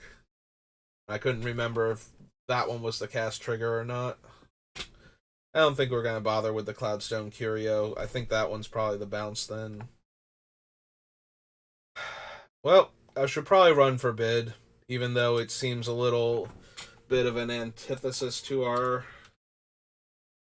deck. So, Forbid is the buyback counterspell, and to balance it out, you have to discard 2 cards in order to get it back to your hand. So, you are spending 2 cards to your opponent's 1 every time you want to buy this back. It's still very, very powerful. Um, Like, it is very easy to draw extra cards and always have the 2 cards. Like I said, it's a bit of a downside with Jin where we need to get to a high number of cards in hand, but because we're going to have high numbers of cards in hand all the time, we should be able to buy it back pretty consistently, so I'm hoping that that balances out the times where we need to cast it and buy it back. And we can always just cast it as a cancel if we need to in order to maintain our hand size. You know, if there's a thing that we absolutely should counter and we don't have one of the other ones in hand somehow. Hey, Mind Over Matter, I've heard you've been going up and up since people saw the One Ring. So Azami, or Azami, she's just like, I do that too, just, and I can be the commander and you can be mono blue, and people are like, yeah, but it's the One Ring and we're going to draw all of the cards because that lets us do our Golem impression while we're doing it. That player chooses target player. Has more cards in the hand as their opponent. The first player may discard their hand and draw 3 cards. Nope. Top card of target player's library, no. Scrivener, no. Spellbook, not good enough. Fear of resistance, not doing anything for us and actively hurting us at times. Probably don't need Theft of Dreams. Treasure Trove, also not quite good enough. So that was Exodus. Onward to Fallen Empires. Fallen Empires doesn't have anything for Mono Blue, right? That I'm forgetting about.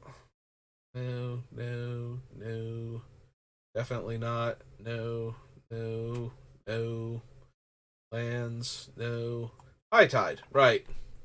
Um, we shouldn't need High Tide for anything. We're going to get to cast everything for free. So High Tide's kind of meh at that point. Warrior, Maricine, River Merfolk, no, no, no, nope, nope, no,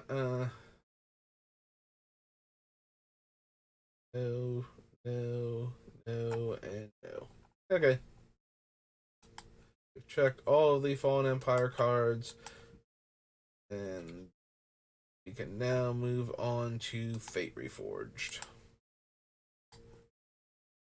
Alright, Fate Reforged, what cool mono blue cards do you have for me? Let's adjust my chair a bit. Nope, good limited card, but no. Cloud Form. Awareness, Fascination.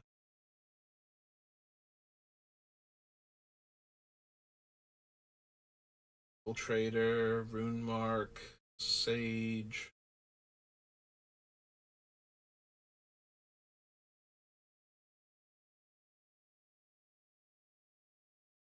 Nope.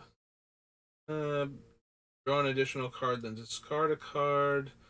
Spells your opponent's cast a target you or a permanent you control costs 2 more.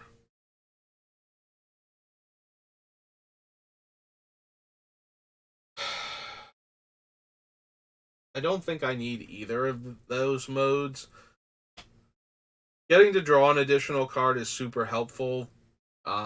Looting, though, is less so with Jin. I'd rather have raw card advantage than more card selection.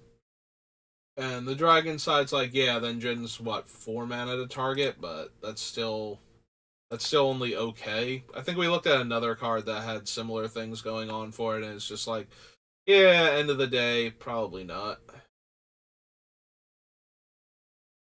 Alright, so we are mono blue. There is an argument for reality shift. Fate Reforged.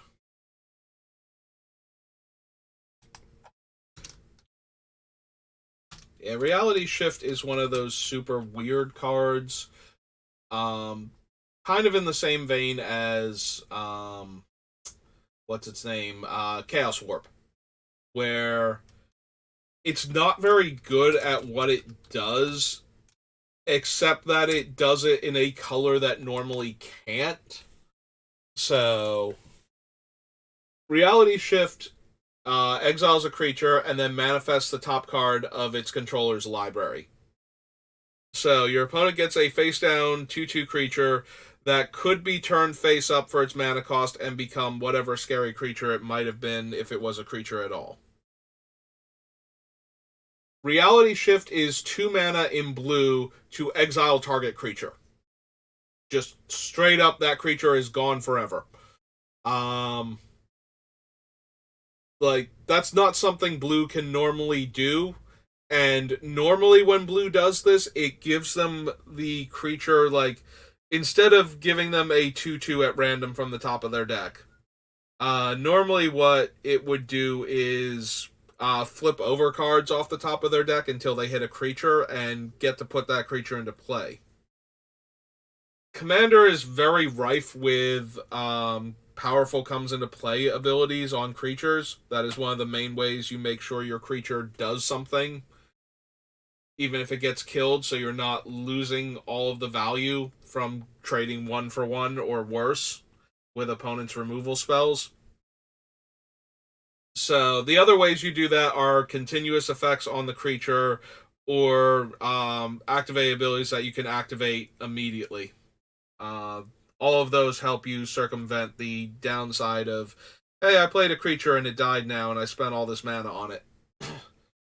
Reality Shift denies that first group that need to come into play or need to be cast in order to have their ability happen. So you do get around those abilities with Reality Shift too, and that's assuming that the card is even a creature. If you manifest an instant or sorcery or a land or other permanent type, none of those can be turned face up or have their effects happen unless the opponent has another card that lets them do that. Like there's a card that lets you manifest the top card of your deck consistently, and then you can exile the manifest creature and cast the spell that it is on, like, hidden underneath until end of turn, so that way you can cast an instant, sorcery, artifact, enchantment, or planeswalker that you otherwise couldn't. Or if you just want to cast the creature and get the actual cast triggers and comes into play effects of it. But yeah, Reality Shift denies the players the ability to do that most of the time. Like, they don't naturally have that. So they're just going to get the top card of their deck, and if it's not a creature, they have a 2/2 instead of whatever they had. And, you know, if they have, if they actually have a creature, it still might not be great. Like, in order for this to backfire, the creature has to be better than the creature that they lost, like just straight up, and then has to actually be better when it's on the battlefield too, as opposed to being drawn and cast or coming into play.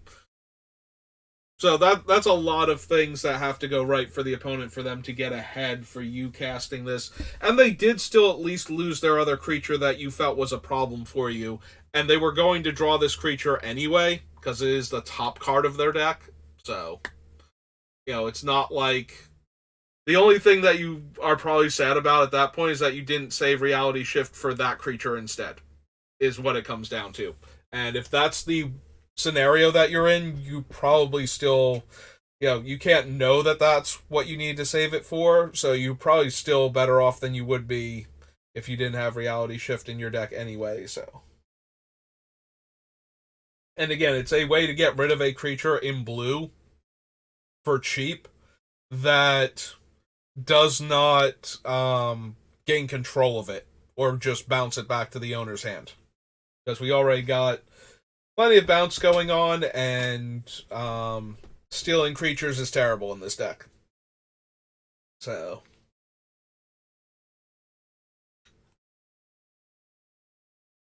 So that's Reality Shift, Rite of Undoing.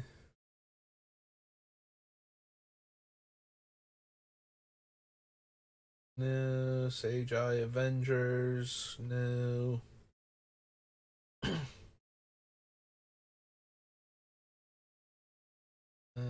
Nope.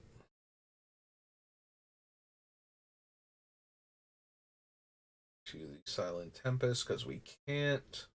I'm saying no to him, and then it's like, right, he also has, like, white and red in his one ability.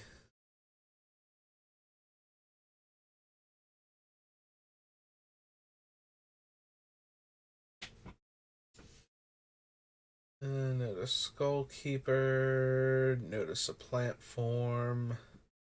Roll Trespass.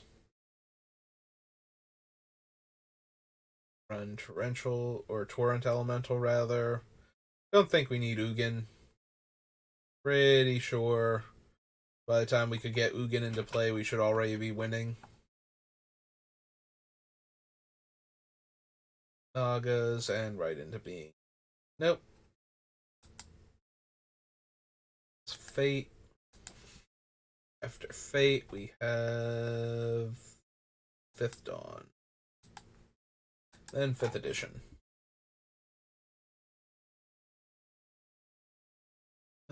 Steals an artifact from their deck. Slightly better than Bribery would be in here, but still not great. Gain Shroud until end of turn. No. No to those things. Sunburst doesn't work with our deck.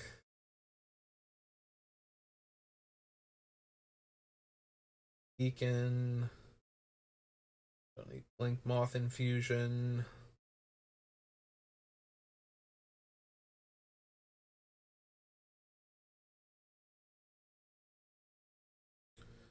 No, no.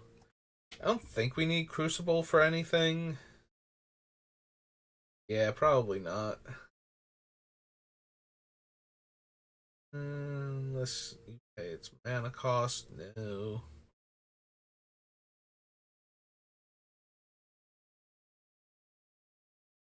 No, no. No to Eon Hub.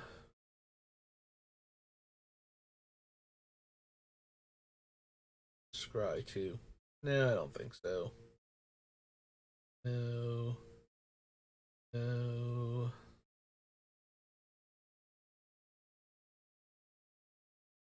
Overguard Sweepers. No. Rockland Ironworks. No.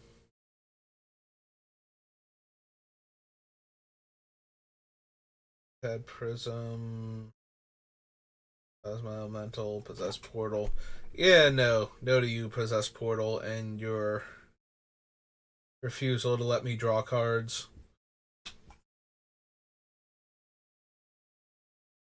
Serum Visions. I don't think we need any of the super cheap cantrips. Like, I need actual card draw instead.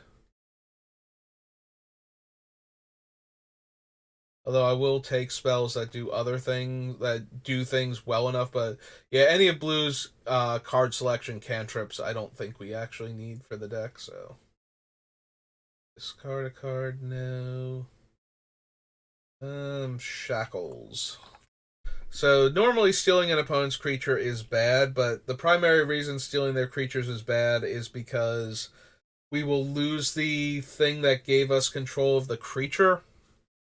Uh, yeah, when we have to bounce that creature back to the owner's hand. So we'll be down that original card, and the opponent will get their creature back. At least with Shackles, we get to re-steal the creature if they put it back out, because the Shackles doesn't go away. I don't know that that's good enough. It might not be. Um, is it good enough?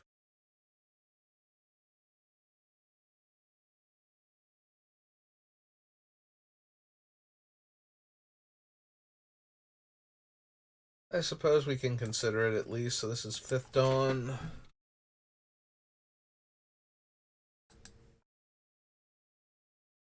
Vulcan Shackles.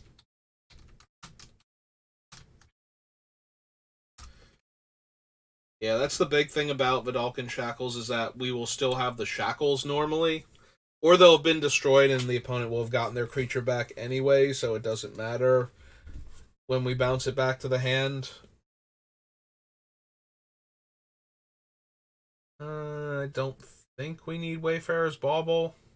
Like, it's okay, but it's not triggering, like, because Jin only triggers on higher casting costs, we don't get the cantrip off of it, and yeah, it's basically just getting us a land. So at that point, we might as well have like a 3-drop mana rock that gets us, more mana and draws us a card off of Jin. That was Fifth Dawn from the Vault series, and then Future Sight.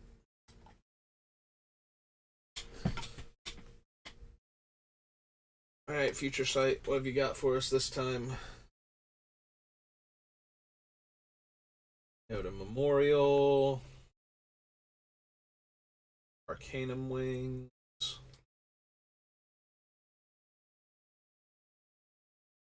No, think so. Coalition Relic, probably. Alright, so sure. Yep, there we go. Coalition Relic. 3-drop artifact. Darksteel Garrison. Cryptic. Lid. Scry 1, then Scry 2, then Scry 3.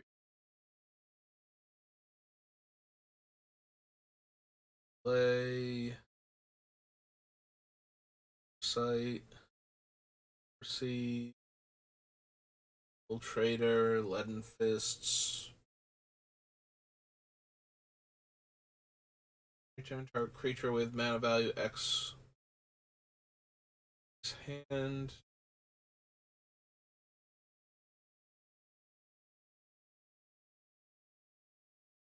Maelstrom Jin.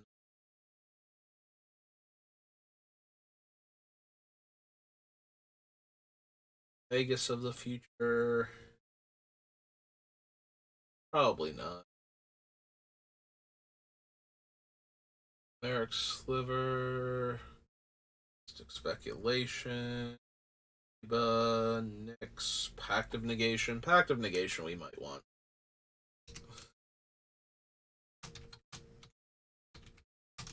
Always love some free counter spells.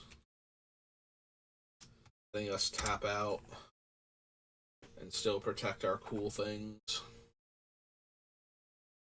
I don't need the strobe. Sacramite Mirror.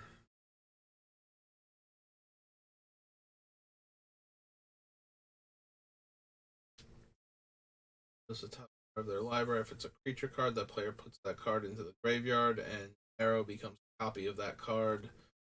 Loses this ability. Nope. Spin into Myth. I do remember when Spin into Myth was like a huge commander staple, and then the rule about tucking commanders went away, and now not so much. Yeah, that used to be 5 mana. Your commander is basically dead if you can't search for it. And and then they decided that losing your commander who you built your entire deck around to powerful blue effects was giving blue a bit too much power. It was mostly a blue effect and therefore way too much power, so best to just stop that. Another permanent turn face up, you make Scry 2.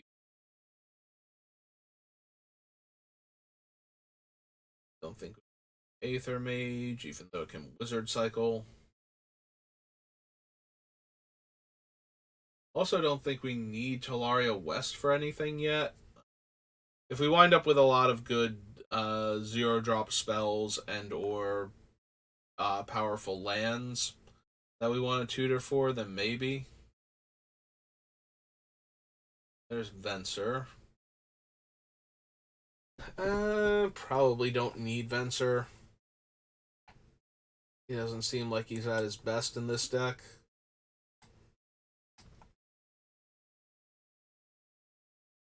Alright, the 3 game nights. Alright.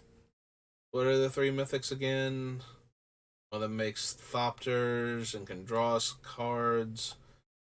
One of them can draw us cards and make somebody else draw cards. Yep, there we go. So, draw cards equal the number of opponents that you have, and 4 mana make a 1.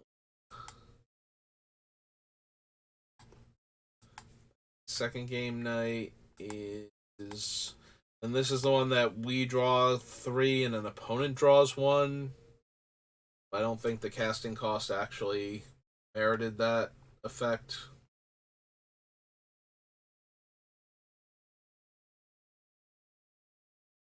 6 mana, 5/5. Target opponent draws a card, and I draw 3. Yep. I'd rather just have the other one for an extra mana and make the Thopters, honestly. Because it's going to boil down to about the same. And then game night free for all. as the goading merfolk, I think, because they're all legendary creatures. I think this one had a merfolk that goads creatures.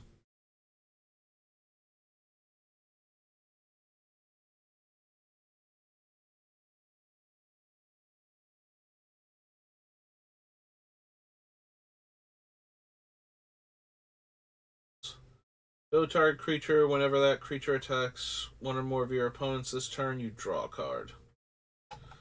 Yeah, I can do. There's nothing weird. Didn't think so.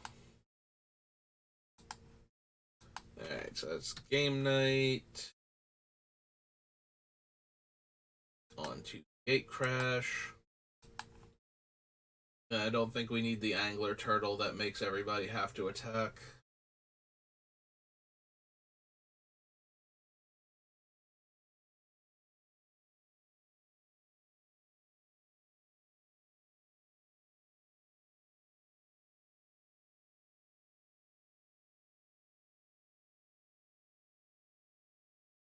Enters the battlefield. For each opponent, you may cast up to one instant or sorcery card from that player's graveyard without paying its mana cost. A spell cast this way would be put into a graveyard, exiled instead.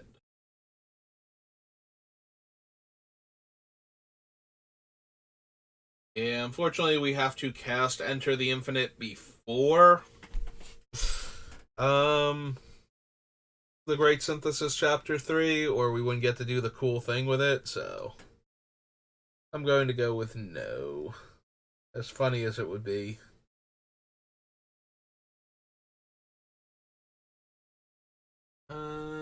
Glaring Spotlight, no. No. Yeah, Bracers isn't doing anything on Jin. Leyline.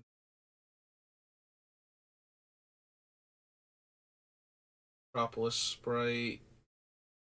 Guy Drake. Hybridization.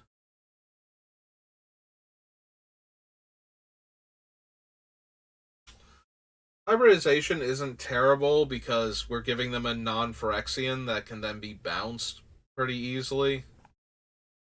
Um, that is a way to kill a creature in this deck.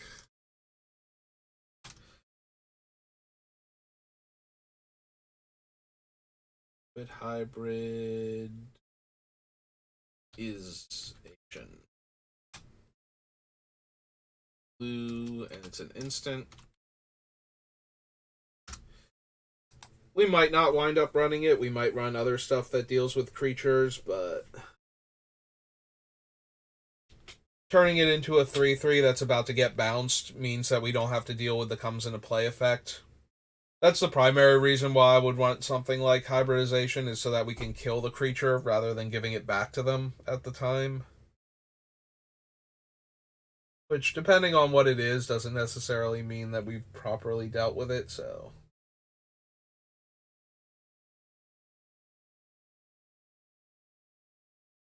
Don't need the realm right for anything. I think. I mean, it would turn all my non-basics into islands if I wanted it to, so that can be helpful. Flux Mage, no.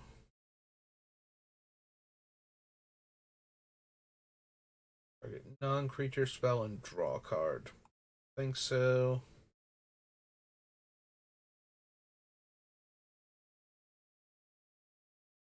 Where X is the greatest power among creatures I control. No. I need Stolen Identity, Totally Lost, Void Walk, or Way of the Thief. Nope, okay. So that was Gate Crash. Then there's the Gift Box. Global Deck Series. Then the Guilds. Then Guild Pact. Yeah, let's see if we can get through the G's of the various Ravnica sets. And then I think I'm gonna call it after that. Blocks a creature, return a third plasma to owner's hand, and put a creature card from my hand onto the battlefield, blocking that creature. Probably not. Plus, it's a 1/1. Extra fragile. Crystal Seer, Drowned Rusalka, the Drowse. Cards. Nope.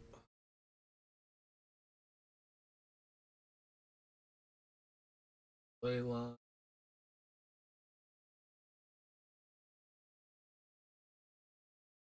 No Fracture.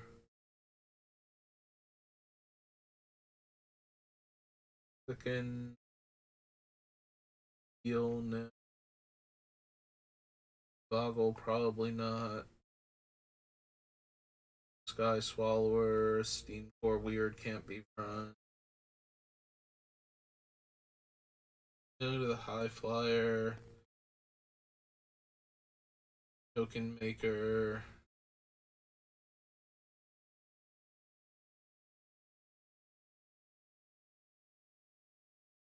Only really good for blocking anyway. Train of Thoughts. Alright. Back.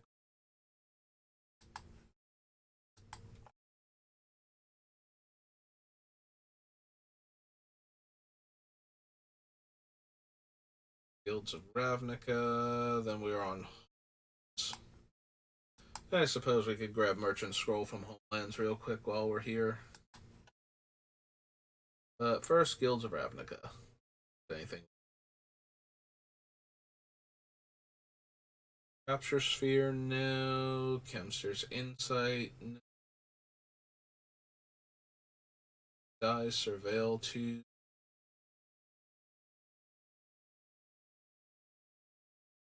Yeah, there are going to be a whole bunch of Surveil cards. Don't really need.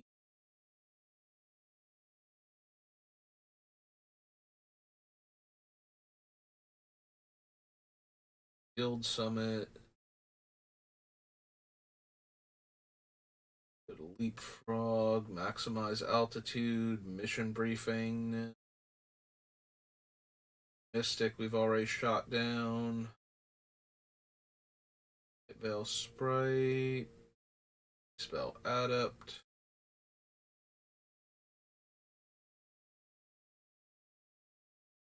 Adept. Radical Idea. Dispersal. Snare. Probably don't need Sinister Sabotage. It's okay, but not amazing.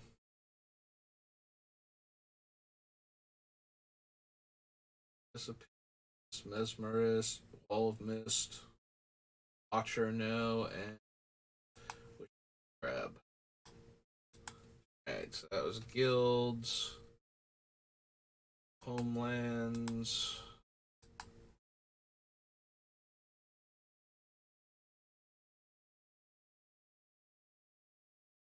Aether Storm, Stasis, Clockwork Thing. Discards 2 cards and draws as many cards as they discard this. Nope.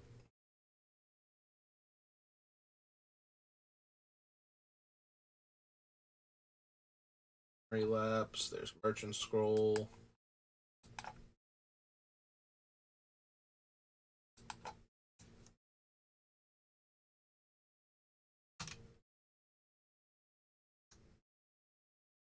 Gotta have Merchant Scroll. Playing blue. Got Instance.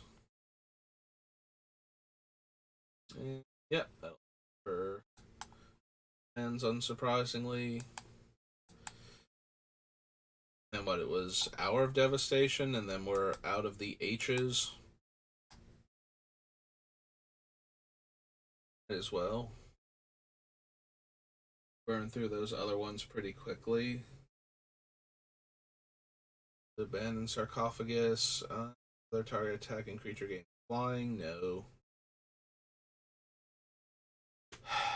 Do we want Champion of Wits at all? The main body is just card filtering. Um, if we could get to the 7 mana while it's in the graveyard, where we feel comfortable casting it, then we get to draw 4 and discard 2. Yeah, it's probably not going to happen.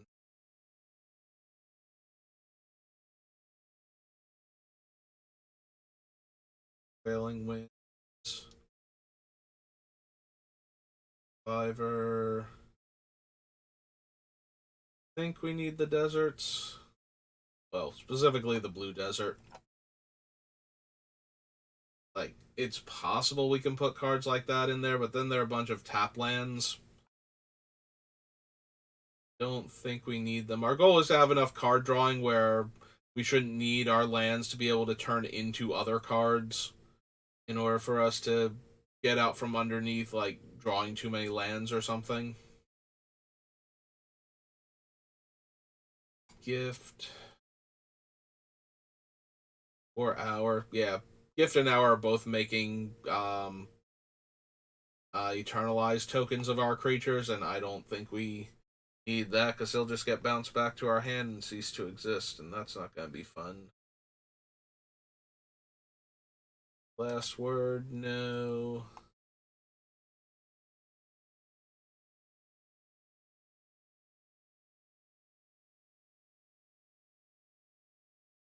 Probably not to Mirage Mirror.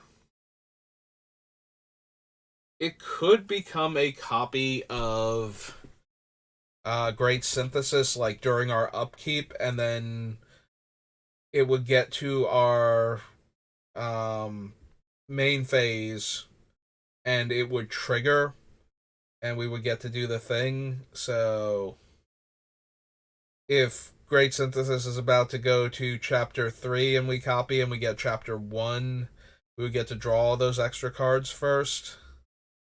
Um, and then once it's in play with a lore counter on it, then the next time we copy it, we would bounce all creatures with the Mirage Mirror, regardless of what chapter we did with the synthesis itself. And then the next time we copy it, we would get the chapter 3 immediately. Um, it's weird because we have a very strange level of control over when we get each one of the effects again, provided we actually have the Great Synthesis in play in the first place. Eh. We will lose it if we copy it the third time. Um, yeah, I don't know that we need it. It sounds funny and silly, but I think at the end of the day, we won't actually wind up needing it because the resolving the Great Synthesis, the third chapter should be good enough most games. I do, however, want to consider Nimble Obstructionist.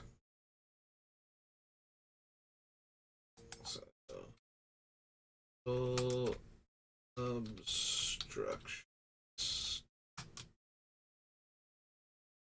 That is 4 mana for a 3/1. Oh no, it's 3 mana for a 3/1 Flash Flyer. That's the cycling ability. Bird Wizard.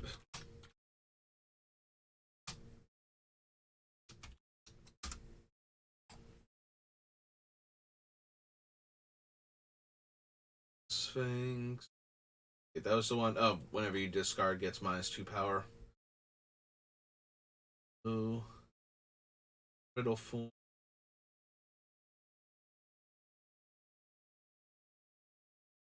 Also, no. Sidewinder, no. Riverwinder. Sorry. I saw the S and the winder part, and my brain went, that's a Sidewinder. Hexproof and cycling, yeah.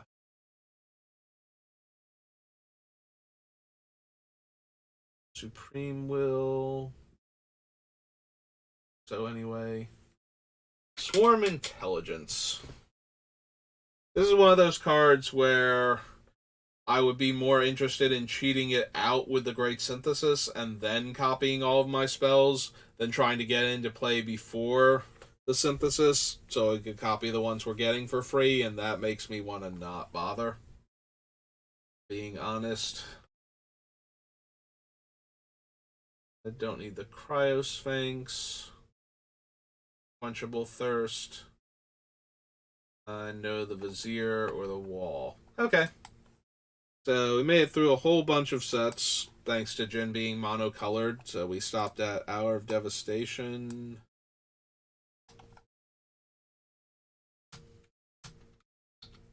But yeah, that's gonna do it for me for today. Yeah, I got some other stuff I want to do before I go into work, so we'll call it here. But thanks for watching. I hope you're enjoying this build for Jin-Gitaxias, and I will see you next time. Good rest of your day.